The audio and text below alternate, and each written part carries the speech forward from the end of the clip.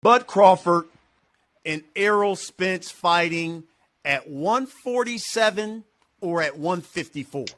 I really don't even see us fighting, to tell you the truth. Really?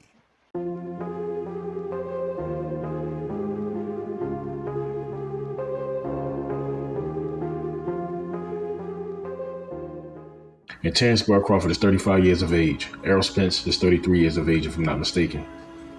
I mean, these guys are about to age themselves out of a legacy building and defining fight. Now, I just heard some talks of Errol Spence, possibly if he faces Keith Thurman. After that, he's going to go up to 154 without facing Terence Bud Crawford. That Bud or Spence should go anywhere before they fight each other. I don't care. They both got money. They both got money. You just heard Terence Bud Crawford go to social media, I guess clowning the haters, talking about people is broke, people is hating, which is kind of the wrong thing to do, calling people broke when you're trying to get people to buy your pay-per-view. I don't even know what to say, bro. Let's get past everything. Terence Bud Crawford wants transparency. Errol Spence said, you know what, I'm cool. I know what I'm getting. I'm cool with that, which I said this before. Of course, Errol Spence is going to be cool. Al Heyman, Floyd Mayweather and company, they want to make sure that Errol Spence is financially situated and taken care of, happy, whole nine. He is one of the cash cows of the PBC. Father Time is undefeated, y'all. Father Time is undisputed. Father Time waits for nobody. Both of these guys are getting older, and it's just natural that your body tends to slip a little bit the older you get, especially when you're an athlete. Now, Manny Pacquiao is the oldest welterweight champion ever. And he achieved that goal, I believe, when he was 40 plus. Now, Errol and Bud both said they don't see themselves fighting that long. So they will not take that title from Manny Pacquiao. So therefore, before these two guys ages themselves out of the sport of boxing, they need to fight each other. Will they fight each other? Terence Bud Crawford says, you know, after I get finished with the Evanesian fight, if I am successful, because Crawford said himself, he's a tough competitor. Evanesian, I believe he's like on the 6th fight win streak, you know what I mean? So he's doing well. A lot of people think that he's under the radar. They don't know who he is, so on and so forth. Fact is, that's who Bud is fighting, point blank, period. This is also the biggest payday for Terence Bud Crawford. Now, Errol Spence has been mandated by the WBC. Shout out to the WBC. They mandated and called out a lot of great fights when it was in Acapulco, Mexico at the convention. Will they all happen? We shall see. But Spence versus Thurman, a lot of people said, even Terence Bud Crawford, when he went on his quote-unquote rant, he even kind of put that into the boxing fair and says, you know what, I heard to the grapevine that Spence is supposed to be fighting Thurman. At the end of the day, y'all know what it's all about? Money. Okay. Like I said, these guys got money. End of the day, this is your prize fighter. I get it. I get it 100%. But Terence Bud Crawford is pound for pound the best fighter in the world. Errol Spence, although he's the current unified champion at 147, he is regarded as the second best fighter of that division. Third being Jaron Boots Ennis. And Jaron Boots Ennis are on both of these guys' heels. He is the future. He is the young blood. He is the young lion of the division, besides Virgil Ortiz and Stanionis and so on and so forth. Once upon a time, you had to throw Conor Benn name in there, but now his name is in the garbage because he's not. We all know the situation with that. Now, Boots beats both of these guys. I said that before. And he's the mandatory as far as the IBF, Thurman, WBC, Stanionis, WBA. So Spence is a marked man.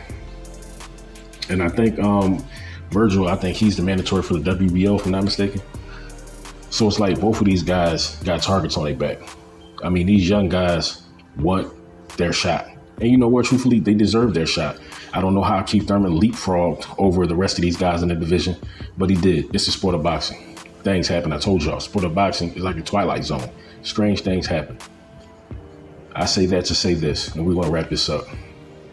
Keith Thurman and Errol Spence, if they fight, cool. Shout out to the Keith Thurman retired plan. Once again, he finally got a shot, even though Errol Spence said, you know what, it ain't no way in hell I will ever fight you. And if he really was true and really wanted to stick to his guns on that, you know what I'm saying? Spence, not only will he not fight Keith Thurman, but but he would have did everything to make sure that he fought Terence Crawford. Or if not Terence Crawford, he would have fought Boots, Virgil Ortiz, Stanionis, or whatever. Because according to Stanionis, according to Virgil Ortiz, and we all know Boots Ennis, they all want that smoke, whether it's Spence, whether it's Crawford. They want the top guys. As I said, especially Boots. Boots has been saying it. He's been calling these guys out for years. You know what I mean? Shout out to his father and trainer, Bozy Ennis. They wrote the IBF Council, you know what I'm saying? I mean, trying to voice their grievance about why can't Jerron Boots Ennis get his shot, because Spence has been ducking his mandatories for years. For years. You heard Bud come out and say, you know what? I've always fought my mandatories, alluding to the fact that Errol Spence has been ducking his mandatories. But as I said, in the sport of boxing, that's kind of how it is. You know what I mean? Like, once you start to elevate, sometimes, you know what I mean? Like, certain things take a blind side. You get the A-side nod. I told y'all the A-side nod is powerful. Don't underestimate the A-side nod. It is very powerful in the sport of boxing. Once you become the A-side, it's more than just getting the bigger financial aspect of the purse. You know what I mean? So on and so forth, top billing. Nah, it's deeper than that. Being the A-side can get your hand raised at the end of the fight. Look at Porter versus Spence. If Sean Porter glove never touched the mat, arguably he could have beat Errol Spence Jr. He could have beat Errol. That was a close fight. Sean Porter was busy. He was putting hands on Errol Spence. If Sean Porter didn't get tagged with that hook, and he didn't get knocked down. He didn't get knocked down like Bud put him down. But his glove did touch the mat in the sport of boxing. That's a knockdown. But if that never happened, Sean Porter arguably could have won a decision against Errol Spence Jr. And not too many people would have been mad. Naturally, the Spencesters would have been mad. You know what I mean? The Spence sets, they would have been mad. They would have been cheerleading, protesting. They'd have been doing everything. They'd have been upset. Who guys did enough in the fight to upset Sean Porter? Sean Porter did the same thing when he fought Errol Spence. Wrapping this up, y'all.